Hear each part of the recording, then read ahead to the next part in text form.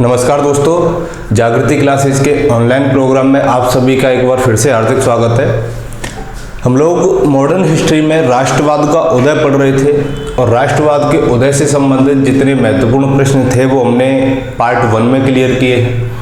अब जो भी संभावित प्रश्न आपकी परीक्षा में बन सकते हैं वो इस पार्ट में क्लियर किए जाएंगे आपके। चलिए, तो चलते चलते मैं आपको एक सवाल दिया गया था कि निम्नलिखित में से किस आंदोलन के कारण भारतीय राष्ट्रीय कांग्रेस का विभाजन हुआ जिसके परिणाम स्वरूप नरम दल और गरम दल का उद्भव हुआ। यानी कि ऐसा कौन सा आंदोलन था जिसके कारण गरम दल और नरम दल कांग्रेस के अंदर दो दलों का उत्थान हुआ या उद्भव हुआ, तो आपको ये बताना है। बहुत बच्चों ने आंसर भेजे भी थे इसके, और इसका जो राइट आंसर होगा वो होगा आपका स्वदेशी आंदोलन। स्वदेशी आंदोलन 1905 में हुआ था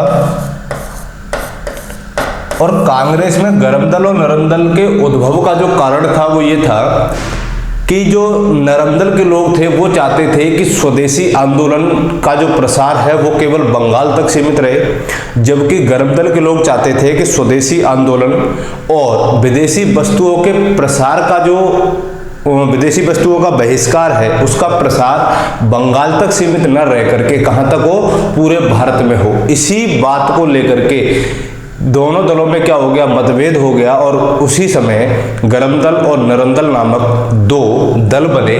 ठीक है, तो कौन से दल के कारण? स्वदेशी आंदोलन 1905 के कारण। ठीक है, चलिए, तो आज का पहला सवाल हमारा, पहला सवाल है, शेरे पंजाब के नाम से इनमें से कौन मशहूर थे?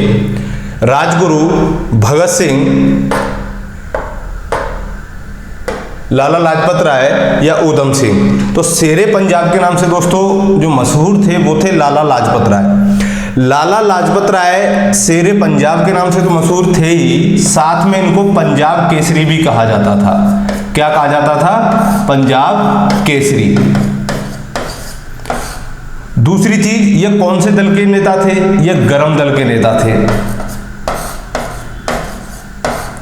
और कांग्रेस में ये किस राज्य का प्रतिनिधित्व कर रहे थे? पंजाब का प्रतिनिधित्व कर रहे थे। ठीक है, और स्वदेशी आंदोलन का प्रतिनिधित्व पंजाब में किसने किया था? इन्होंने किया था। गरम दल के जो 3 या 4 जो मुख्य नेता हैं उनमें से लाल बाल पाल और अरविंद घोष, इन 4 लोगों का नाम आता है जो गरम दल के सबसे प्रखर नेता माने जाते हैं। तो शेरे पंजाब के नाम से किसको जाना जाता है? लाला लाजपत राय को जाना जाता है। ये बात आपको याद रखनी है। लाला लाजपत राय को और क्या कहा जाता है? पंजाब केसरी कहा जाता है। और गरम दल के ये नेता थे, उसके साथ ही पंजाब का प्रतिनिधित्व ये कांग्रेस में कर रहे थे। ठीक है, अगला सवाल,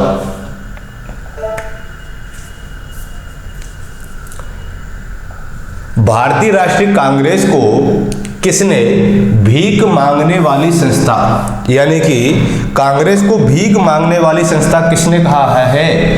तो बीसी पाल ने, तिलक ने, अरविंद घोष ने, या इनमें से किसी ने नहीं? तो देखिए, इनमें से जो कांग्रेस को भीख मांगने वाली संस्था कहा है वो बाल गंगाधर तिलक ने कहा है। बाल गंगाधर तिलक कहते थे कि हमारा उद्देश्य आत्मनिर्भरता प्राप्त करना है, ना कि भिक्षावृत्ति लेना। इसी कारण उस समय जो कांग्रेस थी वो क्या करती थी? अनुनय विनय या याचना प्रार्थनाओं के माध्यम से क्या करती थी? अपनी मांगों को अंग्रेजों के समक्ष रखती थी और उस तरीके से अपनी मांगे मनवाने के लिए अंग्रेजों की प्रार्थनाएं करती थी।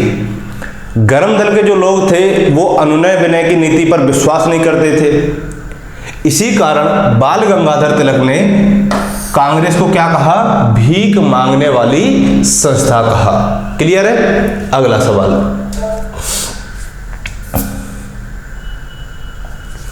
भारतीय राष्ट्रीय कांग्रेस या भारतीय राष्ट्रीय आंदोलन गरमपंथियों के प्रभावाधीन कब आया? भारतीय राष्ट्रीय आंदोलन गरमपंथी यानी कि गरम दल के प्रभाव में भारतीय राष्ट्रीय आंदोलन कब आया? 1906 के बाद, 1909 के बाद, 1914 के बाद, या 1919 के बाद? ठीक है, तो देखिए 1906 में गरमपंथियों ने क्या किया? कांग्रेस का प्रभाव या प्रभुत्व अपने हाथों में ले लिया और उस समय से लेकर के लगभग 1915 तक 1906 से 1915 तक कांग्रेस पर गरम दल का प्रभाव रहा जबरदस्त तरीके से। और गरम दल के जो मुख्य नेता थे वो थे लाला लाजपत राय,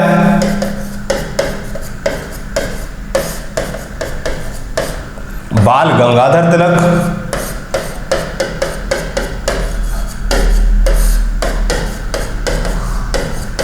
बिपिन चंद्रपाल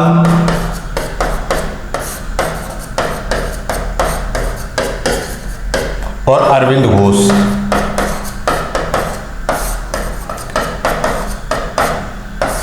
ठीक है, लाला लाजपत राय पंजाब से थे, बाल गंगाधर तिलक महाराष्ट्र से थे, बिपिन चंद्रपाल बंगाल से थे और अरविंद घोष भी बंगाल से थे।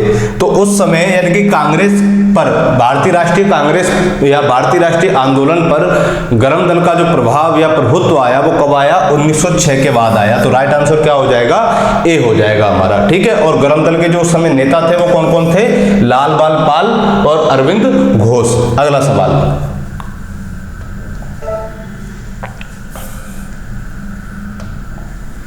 कांग्रेस की प्रार्थना और याचना की नीति अंततोगत्वा समाप्त हो गई। किसके नेतृत्व में कांग्रेस की प्रार्थना और याचना की नीति समाप्त हो गई? ऑप्शन ए अरविंद घोष के नेतृत्व में, ऑप्शन बी बाल गंगाधर तिलक के नेतृत्व में, ऑप्शन सी लाला लाजपत राय के नेतृत्व में, ऑप्शन डी महात्मा गांधी के नेतृत्व में। तो देखिए, इनमें से बाल गंगाधर तिलक के नेतृत्व में यानी कि जो गरम दल का जब प्रभाव आया कांग्रेस पर, उस समय बाल गंगाधर तिलक बहुत प्रखर नेता थे और उनके समय पर कांग्रेस की जो या अनुनय विनय की नीति थी, प्रार्थनाओं की नीति थी, याचना की जो नीति थी, वो उनके नेतृत्व में क्या हो गई? समाप्त हो गई। तो इस तरीके से हमारा राइट आंसर क्या आएगा? बाल गंगाधर तिलक आएगा। बाल गंगाधर तिलक इसका राइट आंसर इसलिए है क्योंकि गरम दल के जो लोग थे वो स्वराज की मांग करते थे। वो कहते थे कि स्वराज हमारा जन्मसिद्ध अधिकार है, इसे हम लेकर रहेंगे। इसीलिए उन्होंने कभी भी प्रार्थना और याचना की नीति को नहीं अपनाया। वो डायरेक्ट क्या कहते थे कि ये हमारा अधिकार है, इसे अंग्रेज देने वाले होते कौन है, इसे तो हम छीन करके लेंगे। तो इस तरीके से जो सही उत्तर होगा अपना वो क्या हो जाएगा? बाल गंगाधर तिलक के नेतृत्व में हो जाएगा। अगला सवाल, निम्नलिखित में से कौन भारतीय राष्ट्रीय कांग्रेस में उदारवादियों से जुड़ा नहीं था? तो इनमें से कौन सा नेता है जो उदारवादियों से जुड़ा नहीं है? फिरोज शाह मेहता, दादा भाई नौरोजी, गोपाल कृष्ण गोखले या लाला लाजपत राय? तो लाला लाजपत राय को भी हमने किस में देखा? उदारवादी उग्रवादी में। देखिए, कांग्रेस में जो दो दल थे, एक था उग्रवादी और एक था उदारवादी। उग्रवादी में चार नाम आपको पता ही है, लाला लाजपत राय, बाल गंगाधर तिलक और बिपिन चंद्रपाल, अरविंद घोष। बाकी के जितने भी नेता थे, चाहे वो फिरोज शाह मेहता हो, दादा भाई नौरोजी हों, गोपाल कृष्ण गोखले हों, महात्मा गांधी हों, मोतीलाल नेहरू हों, जवाहरलाल नेहरू हों, ये सारे कौन से गुट के थे? उदारवादी गुट के थे। तो हमें इसमें से ये बताना है कि इनमें से ये तीनों तो कौन से गुट के हो गए? उदारवादी हो गए। और लाला लाजपत राय कौन से गुट के हैं? उग्रवादी अर्थात गरम दल के हैं। तो इस तरीके से हमारा जो राइट आंसर होगा वो क्या हो जाएगा? लाला लाजपत राय हो जाएगा। लाला लाजपत राय उग्रवादी दल के समर्थक थे, ना कि उदारवादी दल के। और बाकी के फिरोज शाह मेहता, दादा भाई नौरोजी और गोपाल कृष्ण गोखले किस दल से संबंधित हैं? उदारवादी दल से संबंधित हैं। चलिए अगला सवाल,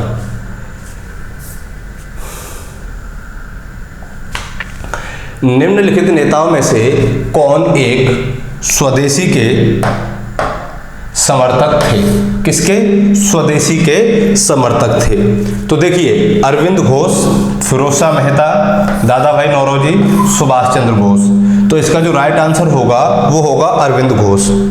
अरविंद घोष स्वदेशी आंदोलन के एक प्रमुख नेता भी रहे हैं बंगाल में, और इन्होंने स्वदेशी आंदोलन का कहां पर नेतृत्व किया? बंगाल में नेतृत्व किया। इनके साथ साथ तिलक ने महाराष्ट्र में उसका नेतृत्व किया और लाला लाजपत राय ने पंजाब में उसका नेतृत्व किया।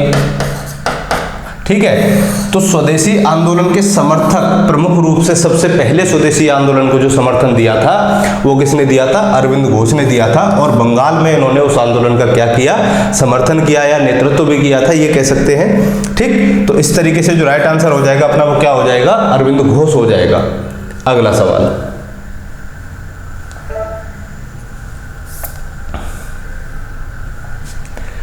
निम्नलिखित में से किसे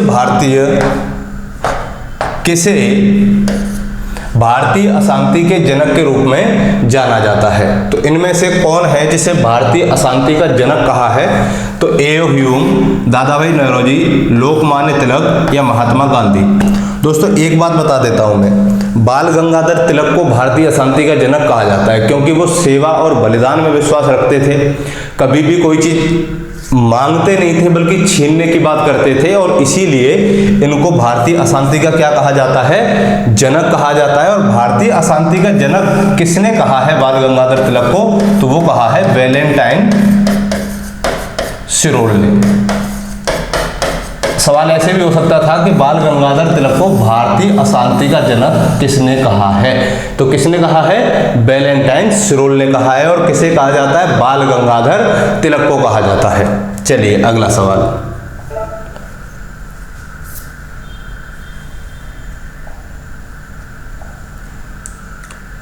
किसने भारतीय राष्ट्रीय कांग्रेस पर प्रार्थना, याचना तथा विरोध की राजनीति करने का आरोप लगाया? अब इनमें से ऐसा कौन सा व्यक्ति था जो कांग्रेस पर प्रार्थना, याचना और विरोध की राजनीति करने का आरोप लगाता था? Option A Lala Hardayal, option B Bal Gangadhar Tilak, option C Subhash Chandra Bose, option D Bhagat Singh. तो देखिए, विरोध की राजनीति करने का आरोप लगाया था कांग्रेस पर बाल गंगाधर तिलक ने। बाल गंगाधर तिलक कहते थे कि प्रार्थना, याचना में विश्वास मत करो। वो किसमें विश्वास करते थे? सेवा और बलिदान में। और उनका उद्देश्य ही था कि हमारा जो उद्देश्य है वो आत्मनिर्भरता प्राप्त करना है, भिक्षावृत्ति नहीं, यानी कि भीख मांगना हमारा उद्देश्य नहीं है, बल्कि क्या है? आत्मनिर्भर बनना है। तो ये विरोध की राजनीति करने का आरोप कांग्रेस पर किसने लगाया था? बाल गंगाधर तिलक ने लगाया था। ठीक है, चलिए अगला सवाल, निम्नलिखित में से किसने 1904 से लगातार भारत को स्वशासन देने पर बल दिया?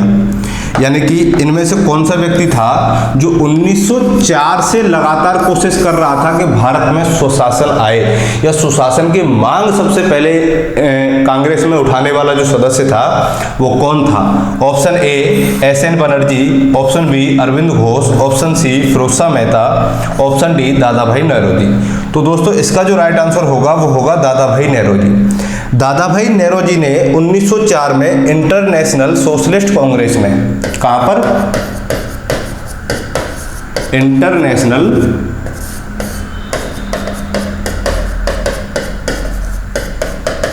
सोशलिस्ट कांग्रेस में पहली बार स्वराज की बात की थी या सुशासन की बात की थी।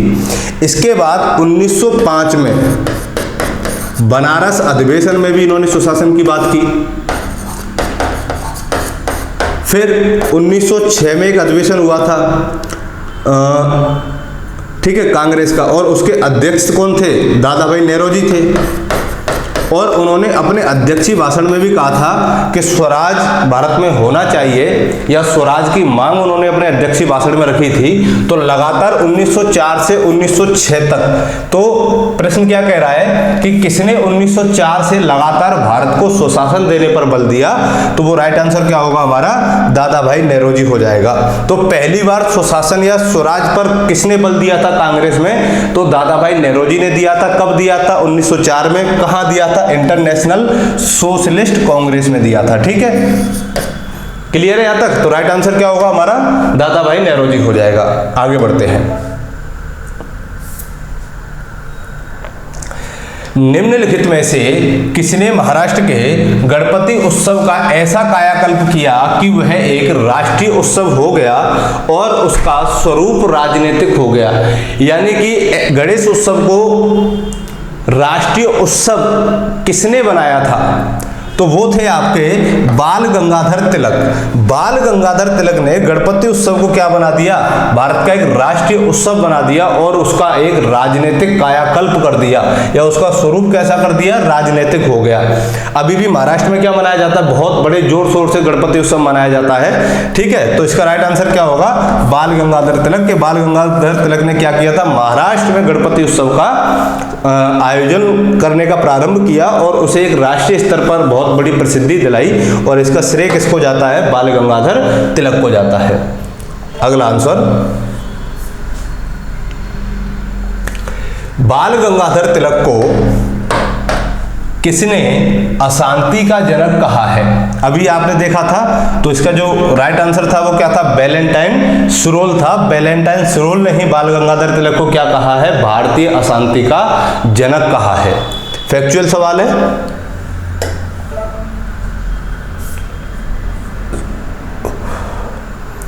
निम्नलिखित में से कौन एक उग्रवादी था। अब हमें यह बताना है, एक तो उदारवादी का सवाल आ गया, एक आ गया अपना उग्रवादी। तो फिरोज शाह मेहता कैसे नेता थे, उदारवादी थे, सबको पता है, ये उदारवादी है। गोपाल कृष्ण गोखले ये भी उदारवादी हैं।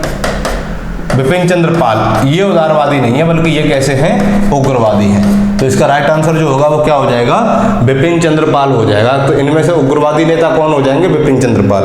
दोस्तों याद रखना, 4 नाम हैं उग्रवादियों के, लाला लाजपत राय, बाल गंगाधर तिलक, बिपिन चंद्र पाल और अरविंद घोष।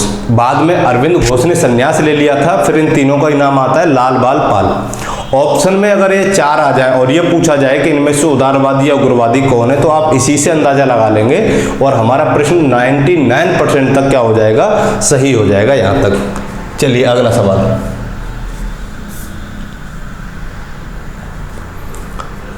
उन्होंने मैजिनी, गैरीवाल्डी, शिवाजी तथा श्री कृष्ण की जीवनी लिखी। वे अमेरिका गए, अमेरिका में कुछ समय के लिए रहे तथा वे केंद्रीय सभा के सदस्य भी रहे, निर्वाचित हुए थे। वो कौन थे, अरविंद घोष, बिपिन चंद्र पाल, लाला लाजपत राय या मोतीलाल नेहरू। तो ऐसे व्यक्ति थे लाला लाजपत राय। लाला लाजपत राय ने अपना जो राजनीतिक गुरु माना था वो माना था मैजिनी को। पहली बात बता देता हूं, ये लाला लाजपत राय के क्या थे, राजनीतिक गुरु थे। इन्होंने इनकी जीवनी लिखी, गैरीवाल्डी की जीवनी लिखी, शिवाजी और श्री कृष्ण तक की जीवनी इन्होंने लिखी, और अमेरिका में केंद्रीय सभा के सदस्य भी ये निर्वाचित हुए। और इनकी जो पुस्तक थी वो थी अनहैप्पी इंडिया।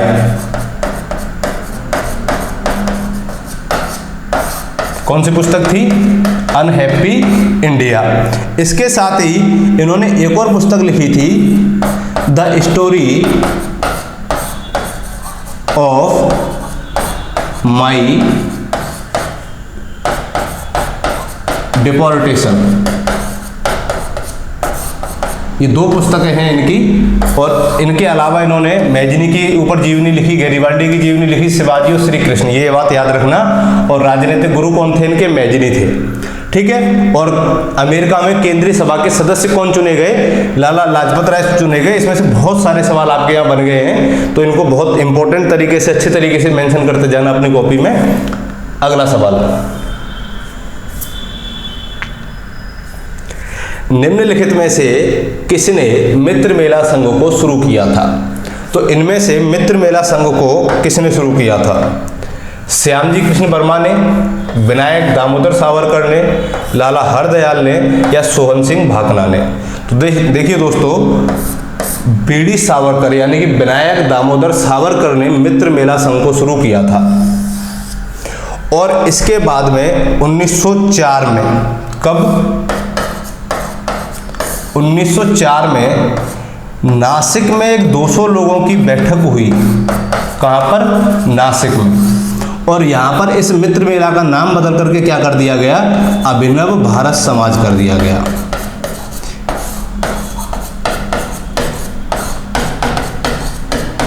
तो यहां सवाल 2 तरीके से बन सकता है कि अभिनव भारत समाज का पूर्व गठित नाम क्या था। तो अगर इसका पूर्व गठित नाम पूछे तो मित्र मेला संघ, बाद में मित्र मेला संघ का नाम परिवर्तित करके क्या किया गया, अभिनव भारत समाज किया गया। किसने किया? विनायक दामोदर सावरकर ने किया। कहाँ पे किया? नासिक में किया। क्लियर है? तो इसका जो राइट आंसर हो जाएगा वो क्या हो जाएगा? विनायक दामोदर सावरकर। अगला सवाल, निम्न में से किस महिला क्रांतिकारी ने दीक्षांत समारोह में अपनी उपाधि ग्रहण करते समय अंग्रेज गवर्नर कुलाधिपति पर गोली चलाई थी? तो शांति घोष, सुनीति चौधरी, बीना दास या कल्पना दत्त? तो इसका जो राइट आंसर होगा वो होगा बीना दास। तो बीना दास फरवरी 1932 में अपनी डिग्री लेने के लिए स्टेज पर चढ़ी थी और उसी समय उन्होंने क्या कर दिया, अपने जो कुलाधिपति थे, जो गवर्नर थे वहां के कॉलेज के, उनके ऊपर क्या चला दी? गोली चला दी। तो इस तरीके से इस प्रश्न का जो राइट आंसर होगा वो क्या हो जाएगा? बीना दास हो जाएगा। बीना दास ने अपनी डिग्री ग्रहण करते समय कॉलेज के कुलाधिपति साहब पर क्या चलाई? गोली चलाई। अगला सवाल, चलते चलते में ये आप लोगों के लिए है कि निम्नलिखित पंक्तियों को किसने लिखा? सरफरोशी की तमन्ना अब हमारे दिल में है, देखना है जोर कितना बाजुए कातिल में है। बहुत सारे लोगों ने इसको सुना होगा, शुरू से ही सुनते आ रहे हैं हम लोग बचपन से। तो इनमें से बिस्मिल, राजगुरु, भगत सिंह या चंद्रशेखर आजाद, तो किसकी ये पंक्ति है आपको बताना है। ठीक है, चलिए तब तक के लिए आप मस्त रहिए, व्यस्त रहिए। थैंक यू, धन्यवाद।